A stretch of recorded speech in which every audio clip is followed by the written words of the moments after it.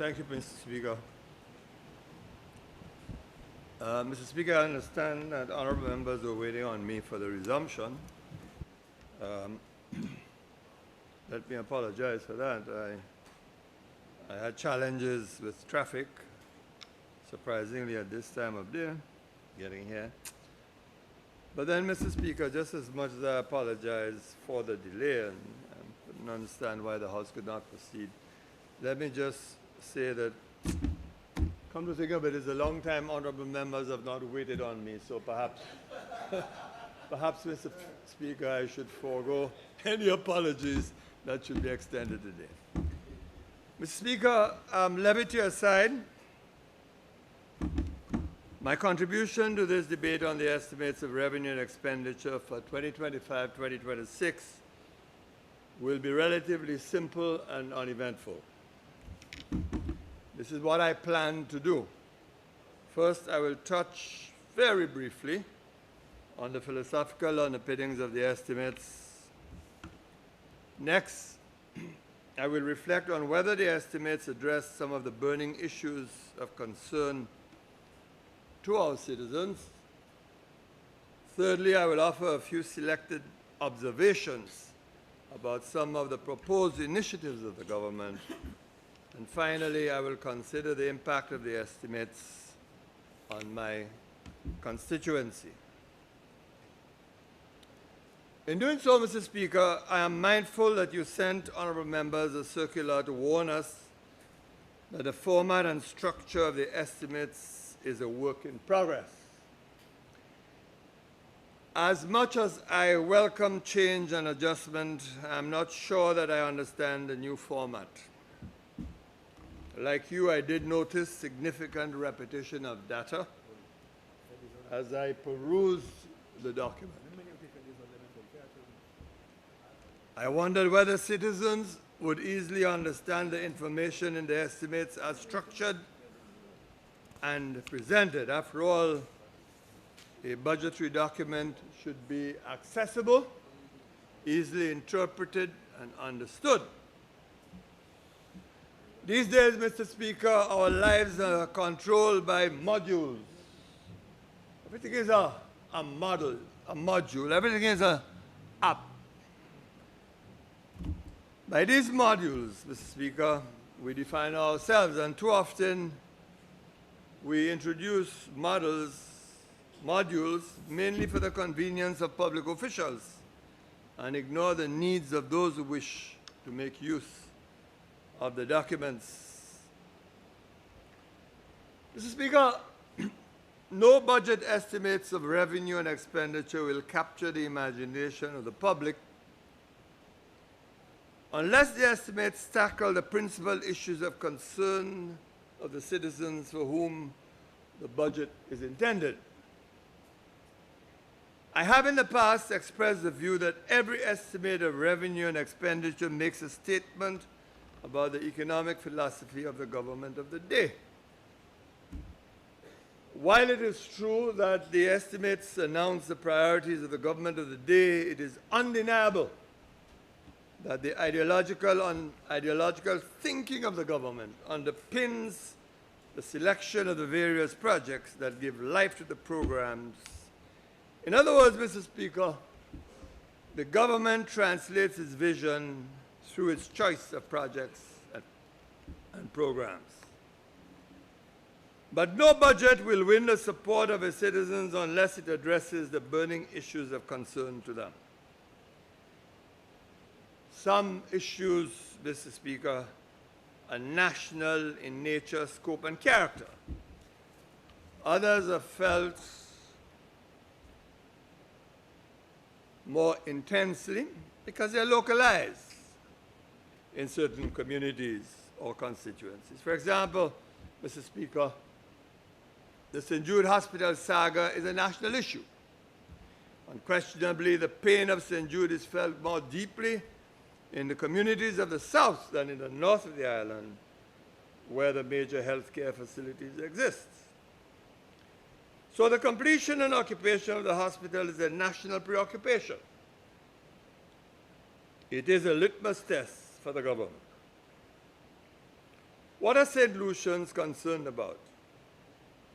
In my opinion, in my estimation, these are the principal concerns of our citizens at this time. First, they're concerned about our roads. Secondly, they're concerned about the delivery of healthcare services. Thirdly, they're deeply worried about the scourge of violence and crime. Fourthly, they're unhappy about the delivery of services by government departments and agencies. Fifthly, they're exceedingly unhappy by the treatment meted out to them by banks and other financial institutions. To be sure, Mr. Speaker, there are other concerns. I have no doubt that other persons would list concerns materially different from the ones I have itemized and will also rank them differently. But how times have changed. Truly, nothing is static. Life progresses. Life changes. We grow from youth to adulthood, from adulthood to, of course, my stage today, to be part of the elderly, as they described it, to be a pensioner. So you're reminded, Mr. Speaker, that when you go to the banks, there's a special line for you, that after all, you can take the line of the pensioner. I have to tell you, Mr. Speaker, the first day that happened to me, when I did whatever I had to do at the bank, and on the way out, I stopped and stood in the bank for a couple minutes before I really grasped the full reality of what had happened. Such is life, Mr. Speaker. It's not static, it is evolving. I say this, Mr. Speaker, to reflect on the past, that for the past 3 decades, unemployment, especially among our youth, was a burning issue for our citizens. Poll after poll, you ask them, well, what are you concerned about? Unemployment feature, the big issue. It is, of course, the case that there have been periods when unemployment has declined in bursts of economic activity. What intrigues me, Mr. Speaker, is that the historical concerns about unemployment these days have now receded. Not disappeared, but receded.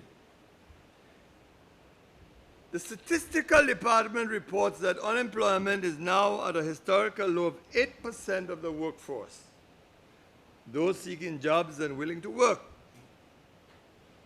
This is really unprecedented.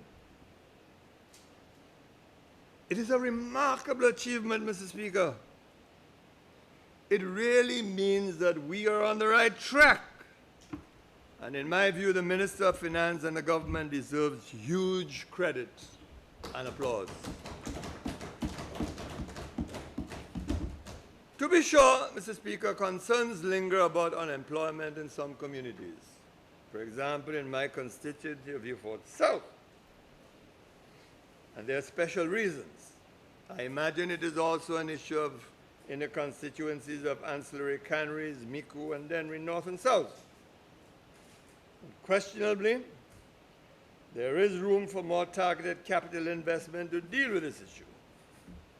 But the point is, there is hope, confidence that more opportunities will come. But let me return to my theme.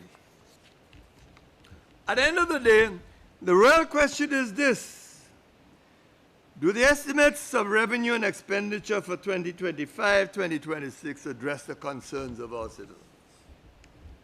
Let's start with the roads.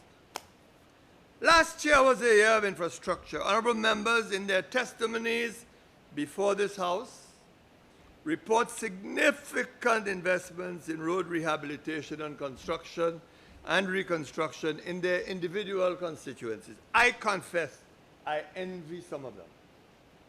I do. I really do. And this year, Mr. Speaker, the investment continues. The capital estimates at page 954 and 956 disclose that $137,203,700 is allocated to the Ministry of Infrastructure for investments in our roads this financial year. While I have not seen Vieux Fort South mentioned in any specific capital program of that ministry, I am confident that some of the concerns of the people of Vieux Fort South will be addressed. I'll tell you why in a few minutes, Mr. Speaker.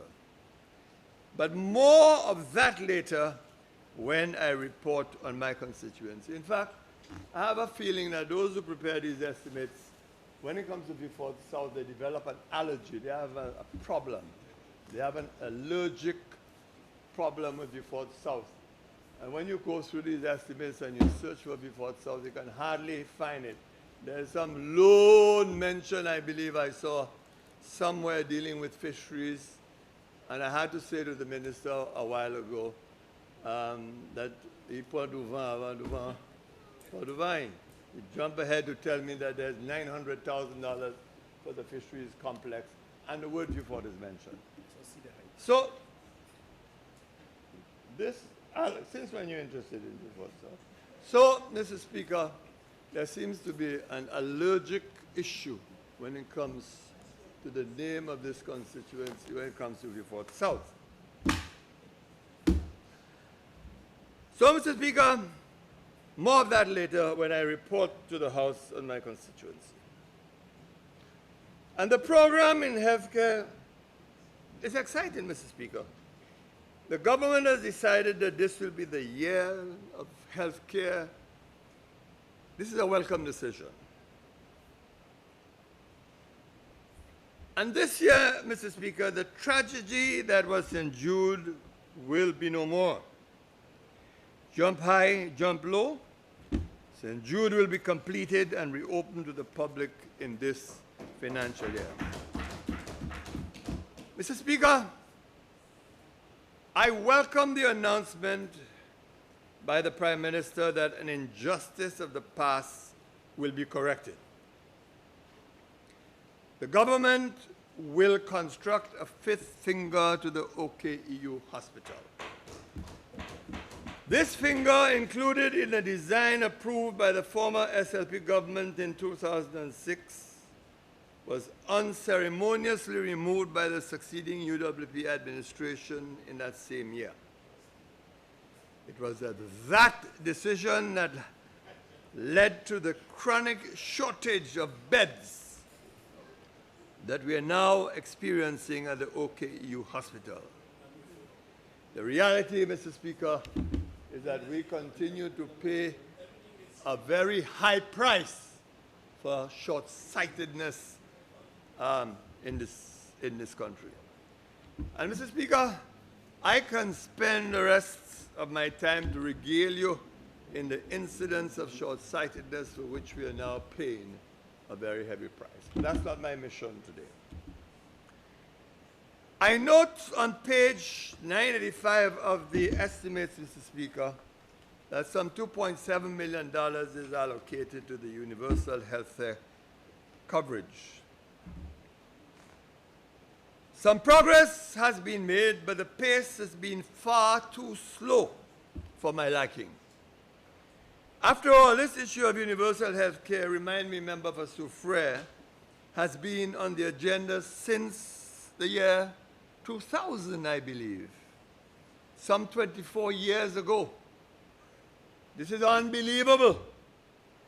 And when I complain about performance and delivery of the agencies of the government, some find I'm being unduly harsh.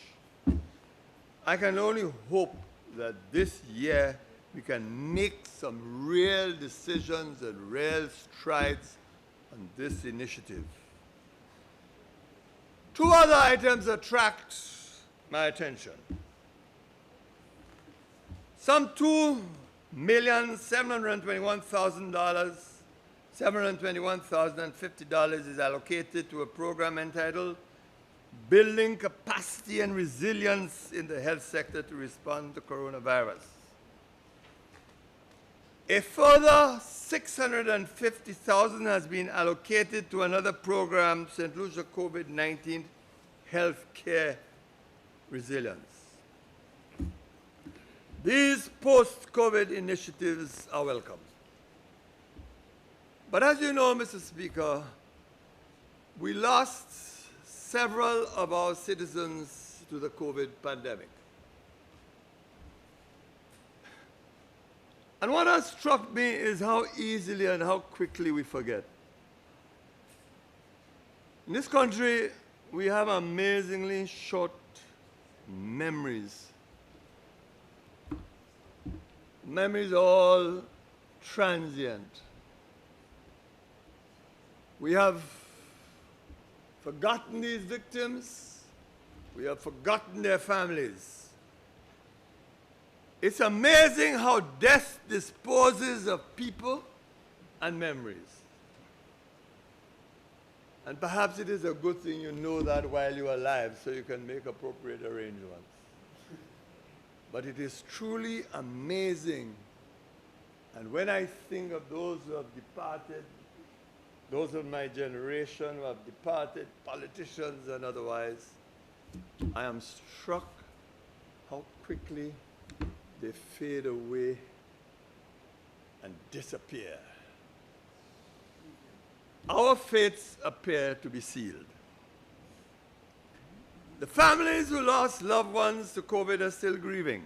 I meet those in my constituency all the time. It saddens me that we never comforted them and paid homage to the families of those who succumbed to this dreadful disease. Secondly, Mr. Speaker, if, as these initiatives suggest, that we are seeking to strengthen our resilience after the coronavirus, and I must tell you that it's a very popular word these days, resilience, then it seems to me that it is still necessary to conduct an assessment of how we handle the pandemic. We must not be afraid to do so. It is not going back to the past. An assessment of how we handle the pandemic is crucial. We need to learn the lessons from this tragedy. That is why we must chronicle what happened and how we dealt with it. And everything that transpired must be assessed to determine whether they were the right decisions at the time. We cannot, I repeat, afford to repeat the mistakes we made. Evaluation is necessary and vital. And nearly every nation that went through this crisis of this pandemic have conducted reviews to determine how they performed and how they handled this pandemic. Mr. Speaker, I now turn to the issue of crime and security. Mr. Speaker, I am on record as saying that the greatest public policy failure of CARICOM governments has been our handling of crime and security. I say our in this instance, as I served as a Prime Minister for 3 terms and so had to deal with the issues arising during my tenures. No other issue gave me sleepless nights as much as crime and security. To be truthful, when I finally fell asleep at night, I woke up in the morning and the very first thing that occurred in my mind, were there any murders in the course of the night? And as would often happen, the telephone would ring and the police would report another homicide. In those days, our homicide rates were in the 20s and 30s. The last few years it has climbed, the rates have climbed rather, to 60 and over. This is a trying and burning issue. I have seen those in opposition build campaigns on crime only to falter and disappoint when in office. And the region is replete with examples of opposition parties who have used crime as a means of getting popular support only to fail when given the opportunity to govern. Of course, who can forget the former Prime Minister when he told the public that Kenny cannot, but I will? We do not learn the lessons of history. Mr. Speaker, as I said earlier on, Mr. Speaker, we don't learn the lessons from short-sightedness. We don't learn the lessons of our history. But I am mindful that I am bordering on addressing policy issues, so I will retreat for the time being, only to return to this issue when we do the policy debate. What I will note is a significant investment being made by the government in fighting this scourge. The Vieux Fort Police headquarters have been repaired and awaiting occupation. A new police headquarters is under construction in Gros-Islet. Mr. Speaker, since from my time in office, the land was identified, the drawings prepared, and it is only now that it is coming to fruition. I have always said I will haunt this government, the former government and succeeding government, with memories, with nostalgia, because there's so much that had been started under the regime that I led, but of course, all forgotten like death itself. Memories disappear. Mr. Speaker, the custody suites, I'm told, has been completed. Several new vehicles have been procured. We now have a mobile police station serving as an outpost. I have seen it when I go to work, Mr. Speaker. I like the initiative. It is a good initiative. It is a commendable initiative. But I have to say to the officials of the Ministry of Finance, when will the South be given a mobile unit? As usual. We don't matter, as usual. As usual, we don't matter. But I believe a mobile unit for the South will do exceedingly well, particularly in my constituency and elsewhere. I note, Mr. Speaker, plans are on the way to construct the new National Police Headquarters in the city of Castries. New police officers have been recruited and trained regularly. While the total expenditure of the government is incurred elsewhere, for example, by NIPRO, who is financing the construction of the police headquarters at Gros-Islet, the capital outlay in the current estimates is significant. Some $3,471,900, I believe, at page 945 of the estimates, Mr. Speaker, will tell you.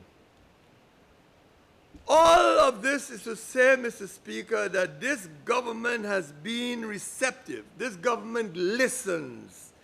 It may not necessarily find the best solutions to the problems, but it is undeniable that it has heeded the concerns of the public, and it is investing heavily in the Royal St. Lucia Police Force.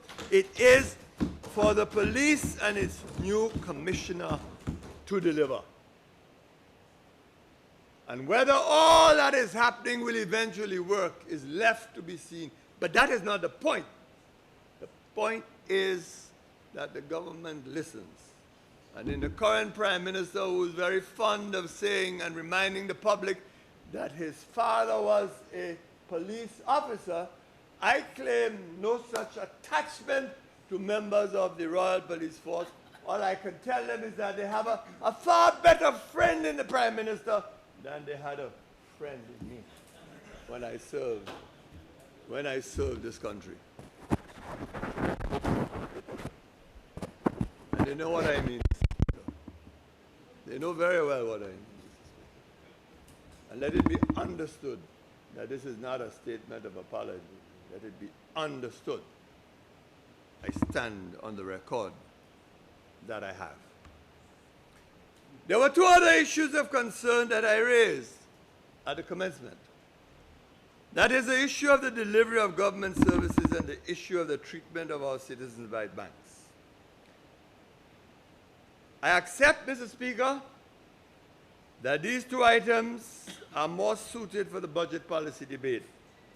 And I know that if I touch them, you will remind me that there's a budget policy debate to come. I have raised these issues, and I will raise them again during the budget policy debate, as these are matters that have to be addressed. I will only say now, Mr. Speaker, that it's ridiculous, the requirements that the banks have imposed on citizens of this country to open an account at a bank. Absolutely ridiculous.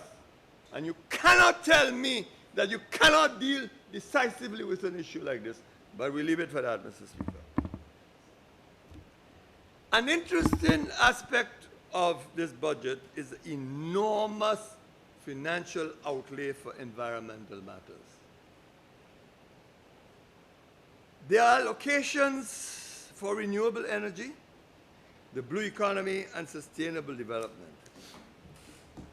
Curiously, not much has been said about these programs by the honorable representatives of this House. This government is a government for the environment. The problem is that I guess issues of the environment is not a sexy subject. You can't dress it up. I suspect it is hard to translate its benefits to ordinary citizens, ordinary constituents. Many will never understand how they can benefit from these programs and initiatives. Yet, these programs are vital to the safety, stability, and resilience of this island nation. We have to do a better job to explain why the investments in the environment, in renewable energy, in the blue economy are critical and crucial for the survival of this island. We have to do a better job. The problem is that the initiatives are strewn in several ministries. And Mr. Speaker, consider the following programs and projects. Let's take the Ministry of Infrastructure, and you can turn, if you want, to page 956, I believe. 956, Mr. Speaker.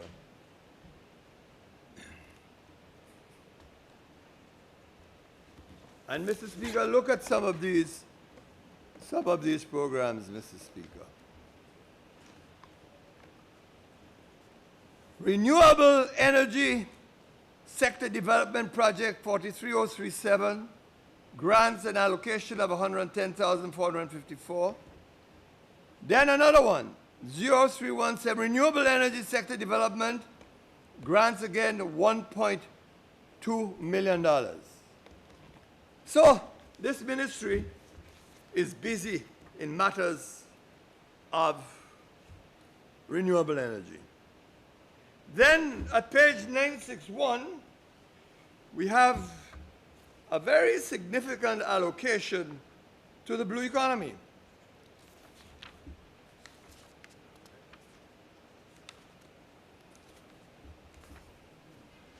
And that allocation, Mr. Speaker, I notice, is $6,695,137. That's a lot of money, Mr. Speaker. That's a lot of money. And we have to be told how that money is going to benefit the ordinary people of this country. But look at the Department of Sustainable Development and Environment at page 989, Mr. Speaker. When you go to that, Mr. Speaker, it's a one long list. One long list, Mr. Speaker. Phasing out ozone depleting, I believe they meant substance. Natural resources management, integrated ecosystem management, national report Cartagena, something protocol, supporting shift to electric mobility, strengthening access and benefit sharing, global biodiversity framework for St. Lucia, Kigali HFC, enhancing St. Lucia's national adaptation plan. And, you know, the money involved, Mr. Speaker, I didn't mention it. I mean, I see 11,441,400 for one project. Another one, 1,044,423. Another one, 2,641,400. Another one, 1,511,797. Another one, 1,352,000. All grants maybe, Mr. Speaker, but it's money. And that's not all, Mr. Speaker. Blue and Green Islands integrated program in St. Lucia. I'm sure St. Lucia must be wondering what the hell are these programs, Mr. Speaker? Establishing a framework for chemicals and waste management. Well, that seems fairly clear enough. Enhancing biodiversity conservation and sustainable use through education and awareness. Good program. Activities to maintain energy efficiency in the RSC sector. And it goes on. SIDS restoration, capacity building, and public awareness. You're talking roughly about $11 million, Mr. Speaker.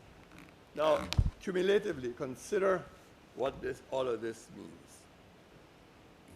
Mr. Speaker, it is not a sexy subject, as I indicated. But when a government is going to allocate millions of dollars, then it is vital that we capture the imagination of the public and harness them in the business of protecting this environment. It's a difficult but necessary message. And as we look to the future, Mr. Speaker, as we look to the future, perhaps the time has come to rationalize all of these interventions under one ministry, possibly a new ministry renamed the Ministry of the Environment and Climate Change.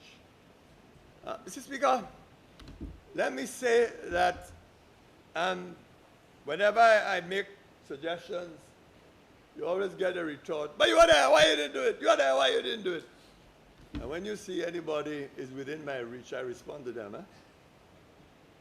Because this is that disease I'm talking about, the short-sightedness, the lack of information, the presumption. And I don't accept it or tolerate it, and I do respond. That being said, Mr. Speaker, I recall that in my time, I wanted and I planned to create a Ministry of Climate Change, but I was persuaded otherwise by the then minister who preferred the term sustainable development. And I still wonder if he likes that term, because I believe that that term sustainable development needs to be done away with and replaced. And this is no commentary on my dear friend, the member for Denry North, Mr. Speaker, who is doing a sterling job. And, you know, this Prime Minister has a lot of humility.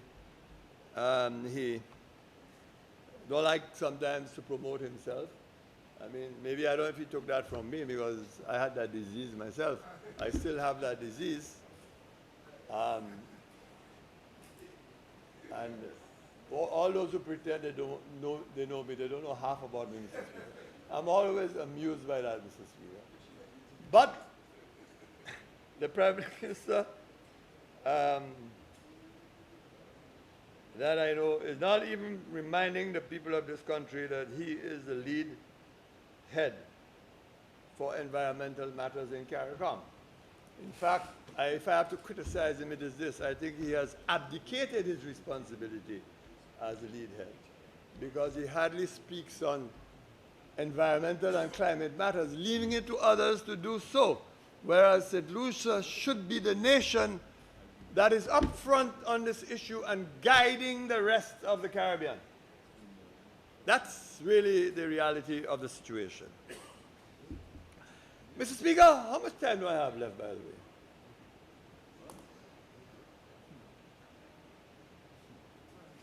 "25 minutes, Mr. Speaker." All right. There's one other matter I wish to touch on in this section of my presentation. That matter is the financing of constituency councils. Over the past few years, I have noticed a steady increase in the number of requests from the Vieux Fort South Constituency Council for funds from the CDP allocation to the constituency to finance activities and projects, some of which emanate from central government. So, the Ministry of Local Government is suggesting to my constituency council, to approach me to see if I could get funding from CDP. Mr. Speaker, these requests range from activities for independence, to the provision of Christmas lights, to staff appreciation events, to community infrastructure. I don't like it, Mr. Speaker. I don't like it. I have advised the Council that a CDP allocation is not intended to be a source of financing for the Council. And the other freeloader was the Ministry of Infrastructure.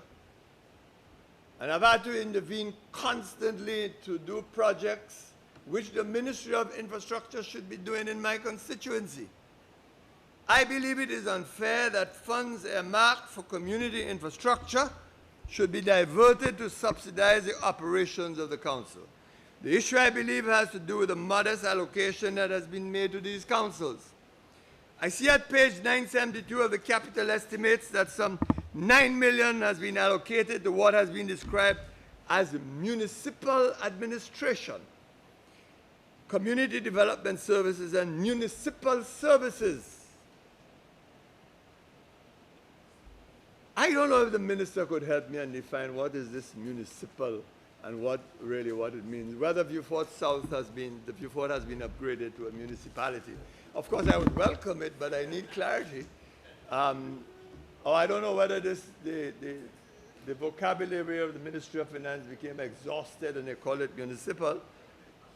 Each of these programs attract an allocation of $3 million. While making therefore a total of $9 million. While I'm not sure that what municipal means, as I said in this context, I sincerely hope that the allocations represent a justifiable increase. This ministry, Mr. Speaker, in my view, deserves increases in allocation for use by constituency councils. Mr. Speaker, these are some, as I said, selected comments on certain aspects of the budget.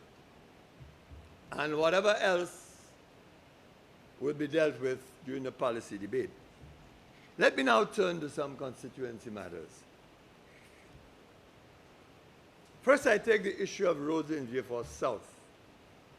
And I'm very sorry that the Minister of Infrastructure is not here, because when I address issues to my constituency, I love to see the ministers around so that I have no doubt they heard what I said. And then, of course, I can watch them and their responses to weigh what possibilities exist after. I think I'm on record, Mr. Speaker, saying that really I should be speaking just after all members of the government have spoken. Not that by any means that I want to rank with the leader of the opposition, because that's not his position. He should be replying to the estimates first, immediately. That is where you get your ratings. Whether you can stand on your feet and attack a presentation. That's really what it is. That's what, yes. That is a ton of stuff. That is where, anyhow. So, my point, Mr. Speaker, is that after all I've spoken, then I would get an idea what is in store for my constituents. I mean, I had to tease the member sitting next to me, and I said to him a short while ago when he said, by the way, there's $900,000 for the fisheries complex in Vieux Fort. I said to him, you're jumping ahead fast, because in your presentation, you only mentioned Vieux Fort once. Only once. And there are others in this House who've never mentioned Vieux Fort South, as if Vieux Fort South don't exist. But we'll come to that. Mr. Speaker, since my intervention in the debate on the estimates of revenue and expenditure in 2024, I am pleased to report that there has been some efforts to address the deplorable conditions of the roads and highways in Vieux Fort South. The plight of the residents of Cantonment has eased. Their main community road has been milled and repaved. Attention was eventually given to the Larishus Highway. The highway has now been milled, reconstructed, and repaved from the Brewery Gap to the Larishus Bridge. This intervention, Mr. Speaker, has elicited applause, commendation, and thanks from motorists and residents alike. However, both the Cantonment Main Road and the Larishus Highway are awaiting the next layer of asphalt on the existing surface to seal both roads. If that is not done, then we're going to be in serious trouble in the weeks ahead. So far, Mr. Speaker, one road in Cedar Heights has received attention. This road, too, was rehabilitated and paved by Renault. Other roads are yet to receive attention. My constituents are deeply distressed by the failure to systematically tackle the appalling road conditions of the area. And frankly, Mr. Speaker, I have no further excuses to offer to them. May I, Mr. Speaker, take this opportunity to salute Renault for the outstanding job on the three roads that I mentioned. I like the fact that Renault is always on site, supervising his workers and addressing the concerns of constituents. I like the fact that he is not remote, that he is accessible, that he is within reach. He takes calls, and he hearkens to complaints. Mr. Speaker, I trust and hope that this budgetary cycle will be the year of infrastructure for Vieux Fort South. Since the year of infrastructure bypassed us to some extent, we want Vieux Fort South to be specially given the honor of having a year of infrastructure of their own. I know the Prime Minister has heard me loud and clear. I want a year of infrastructure. I didn't experience 2024. I know others did, but I did not. After all, well, boy, that Majuel story is something else. That Majuel story is something else. If I was tempted on Julia, I will give the story behind that Majuel road. I look now, I had to put a fence across. You got what? Look here, look now, I had to put a fence across that you can't pass on the road that the government built. You ever had things like that?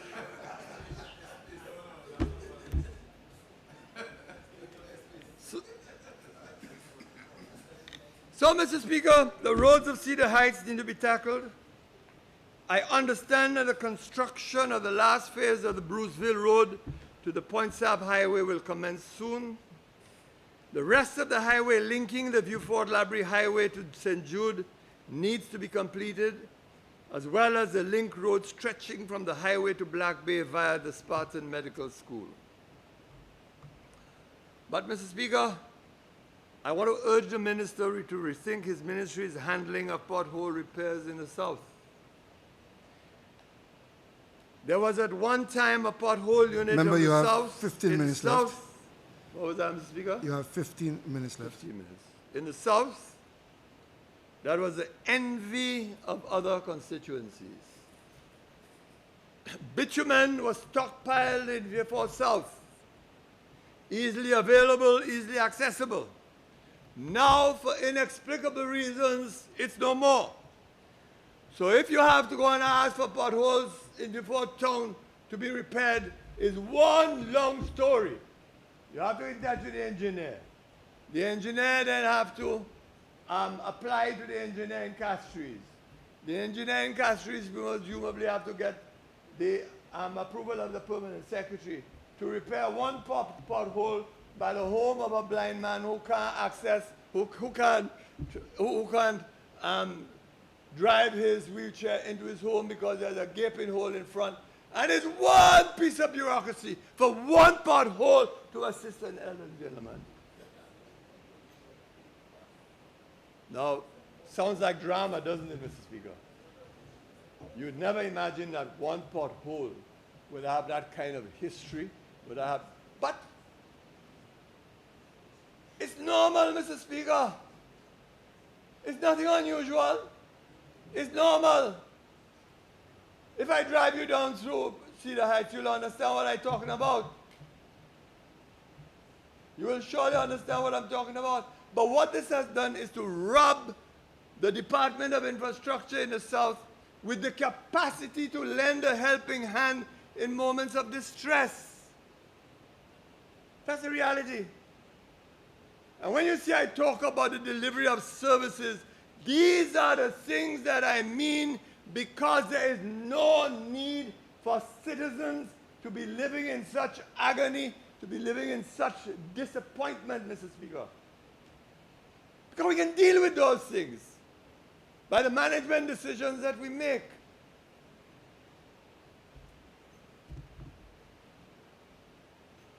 So, Mr. Speaker, I hope that I'm not going to get the usual refrain whenever this department is contacted to repair roads. I tell you, the response is the same on each occasion. We have no resources. That's the explanation I get every opportunity.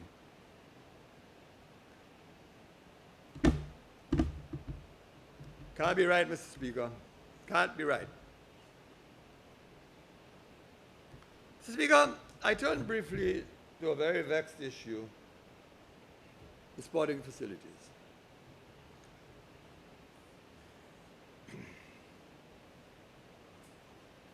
It saddens me, Mr. Speaker, to report that the Philip Maslin Pavilion has not been repaired. But this one, I understand, and I sympathize. I do understand and I sympathize. I am advised that the roof is undergoing a major redesign, as the previous roof, which was constructed on steel rafters, presented major problems because of the salinity from the nearby ocean. I have seen that. I have seen the evidence of it. I am told that the design is in its closing stages.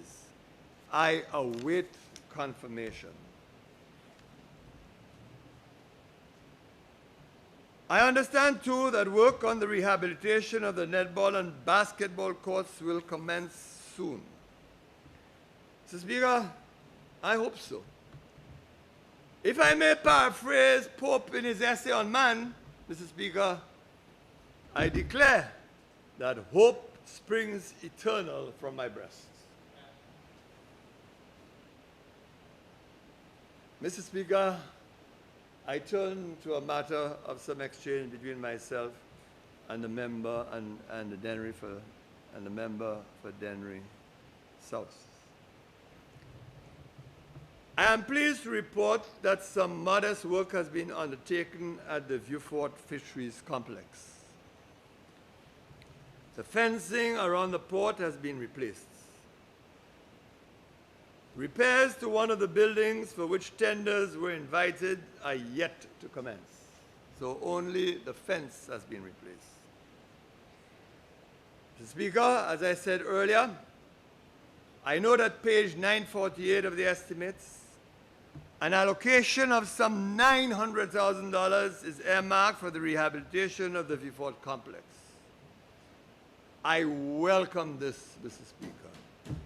But as much as I welcome, I am a realistic politician and parliamentarian. The budget proposes, but events dictate otherwise. Events dispose. Budget proposes, events dispose. A budget is no more than a statement of intentions. It is not a guarantee that anything will be done. And the honorable member for Dennery South is smiling away because he knows exactly what I'm talking about, since he promised me for 3 years that attention will be paid to the fisheries complex in Vieux Fort. And the only thing that has materialized, the fencing. The minister, the budget proposed, the minister disposed. As simple as that, Mr. Speaker. So, I hope that this $900,000, is spent, and I look forward to it. And may I say that since this amount has been linked directly to the Prime Minister, I hope that the building which accommodates the buying and selling of fish receives attention under this allocation. The conditions under which we sell fish is just atrocious, Mr. Speaker. And sometimes I wonder how it is that people can go there to buy fish. I plead, too, that the issue of the management of the fisheries complex be resolved. Expeditiously, I might add. I urge once again that consideration be given to leasing the complex to a private entity, since all other options have been exhausted. Mr. Speaker, there's one other item that I want to touch on, and that is relevant to the constituency at this time. It is, Mr. Speaker, the issue of the terminal for minibuses in Vieux Fort South. Mr. Speaker, this terminal was in fact the brainchild of the Prime Minister. When it was constructed, it was not my initiative. I had not contemplated utilizing that area for a bus facility. In fact, I was looking at an area in the back of there, behind the business place known as True Value. But he persuaded me, while he was minister in the Ministry of Infrastructure, that we should construct a bus terminal in that area, that it was ideally suited. One of the things that worried me was the fact that there was a huge drain behind the terminal that constantly carried water, but never looked after by the Ministry of Infrastructure, so that it has become a cesspit of sorts over the years. That's unfortunate. So very unfortunate. And I know again that the Minister of Infrastructure is not here. I just wanted to tell him, if he can hear me, I don't know if he has his television on while he's writing his speech or singing about his speech. If he has, then I'll be happy. I'm just trying to tell him that when he's having his desilting program later this year, to include that area behind the bus terminal for me, please, so that it can be desilted. Member, you have 5 minutes left.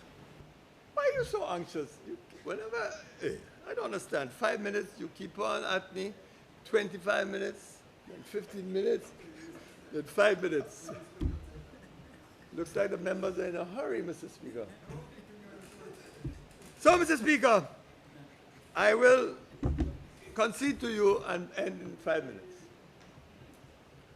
Mr. Speaker, on a brighter note, I want to place on the record my appreciation to the Prime Minister and to the Minister of Commerce and Business Development for agreeing to establish an office of the Ministry of Commerce and Business Development in Vieux Fort South to offer services to the residents and businesses in the South.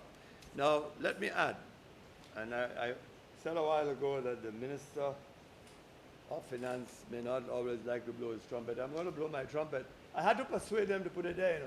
They didn't say the two of them did not stay there and say, Vieux Fort really needs help, you know. Vieux Fort needs an office.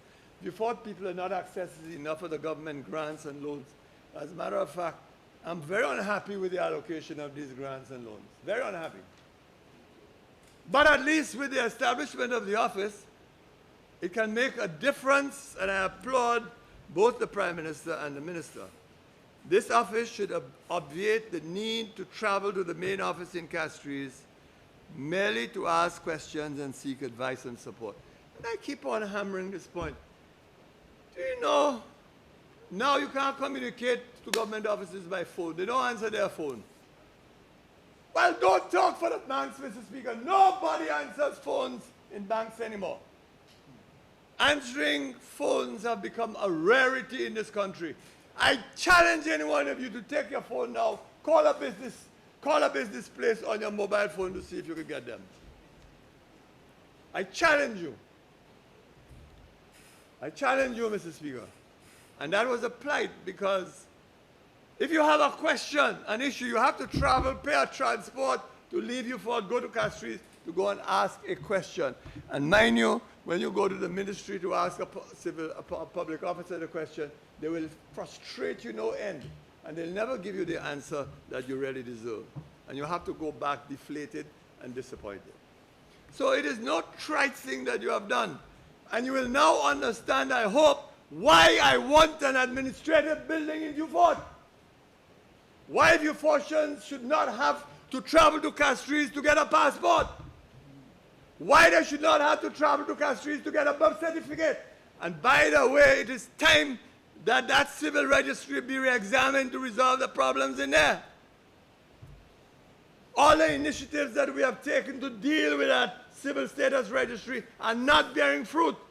And there are reasons for that. So, Mr. Speaker, having given applause for the establishment of the office, I simply want to urge my constituents to make use of it, particularly in respect of getting the right information so that more of them can access the financial grants offered by the ministry. Mr. Speaker, I end as meekly and gently as I started. No fanfare, no fuss. When I reflect, though, Mr. Speaker, on the estimates of revenue and expenditure against the background of the economic performance of the government, I believe that the stage is set for a fascinating policy debate. And I'm looking forward to that debate. You know, I saw a clip, Mr. Speaker, on Facebook some time ago where the member for Swazelle Solibus was dancing vigorously on stage saying, "Earthquake, earthquake!" and taunting the member for Castries East and saying, "If you want earthquake, come and see here, you'll see earthquake." I don't know whether the member for Swazelle will promise me a replay of an earthquake during the policy debate. The difference is that if he ventures to offer another performance of earthquake, I will be fascinated by the likely responses that he will get. Never before has a policy debate on a budget appeared to be so exciting, appeared to have so much promise and opportunity as the forthcoming debate on the policy statement to be delivered by the Minister of Finance. So, Mr. Speaker, in conclusion, all I can tell you, sir, is that I am looking forward to that debate. I thank you, Mr. Speaker, for your graciousness. Thank you very much.